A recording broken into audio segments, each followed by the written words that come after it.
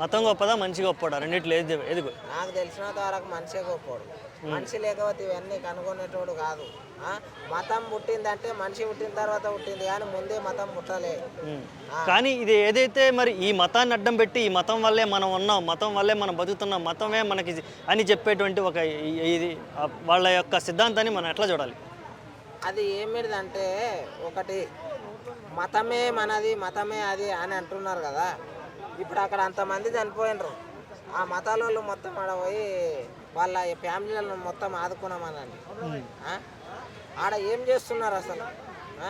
అంతగానో పానాలు పోయేటప్పుడు మనం మతాలు కులాలు అని అనుకుంటూ ఉంటే మాత్రం ఈ దేశం ఇట్లనే ఉంటుంది, దాడులు ఇట్లనే జరుగుతాయి. ఎప్పుడే కానీ ఏకతాటిగా పిడికిలి బిగించి భారత్ మాతాకి జై అని ఎప్పుడైతే ప్రతి ఒక్క ఇండియన్ అంటాడో అప్పుడే ఈ దేశం నెంబర్ 1 స్థానానికి వెళ్తుంది.